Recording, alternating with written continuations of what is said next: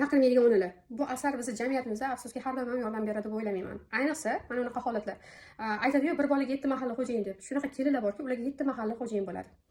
Va ular o'sha yashayotgan oilasini ruhiyatda, ularning fikri, hatto ko'z qarashi bilan hisob-kitob qilib yashashiga to'g'ri keladiki, o'zligini farzandi 7-o'rinda qolib ketadi. Bunday onalarni, ya'ni bunday insonlarni ruhiy qaram insonlar deb aytiladi. Ya'ni ular o'zini hayoti o'zi emas, birov hayotiga tushib olib, birov uchun yashayotgan insonlar hisoblanadi. Ana endi tasavvur qiling, doimiy bu ayollar, hattoki aytgandek, ular gapirishi ham mumkin emas. Gapiradigan bo'lsa, andishasiz ayollarga chiqadi va doim ichiga yutib bu holatda ularni yagona mo'ltillab qarab jimgina ishlagan bolasi va o'sha bolalarga baqiradi, qo'yadi, ichidagini chiqaradi. Bu kabi onalardan u travma oladigan bolalar chiqib kelishi tabiiy. Bu holatda faqat ularning xo'jayini yordam bera oladi xolos.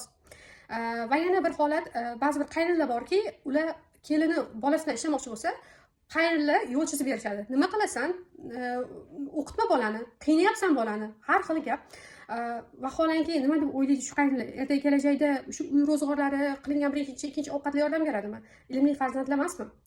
Va yana shunday ayollar borki, ular moliyaviy jihatdan ham erkin, har taraflama erkin, lekin shunga qaramasdan ularga o'zini uydagi farzandlari qolib, ko'chadagi o'rtoqlarini dramasi qiziqroq va hattoki ular ko'chada eshitib kelgan gaplarini uyga kelib hazm qilish uchun ham vaqt kerak bo'ladi.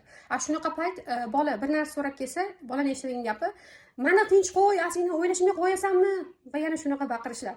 Shuning uchun baqirmaydigan ona bo'lish uchun birinchi o'rinda miya toza bo'lish kerak. G'iybatlardan, har xil stresslardan, buning uchun hattoki o'rtoqlarni ham o'ylab tanlash kerak. Ya'ni sizni dugonangiz, ma'nan sizni o'sishingizga yordam bermaydimi? Bunaqa dugonadan ko'ra o'z farzandlaringiz sizga yaxshiroq do'st bo'la oladi.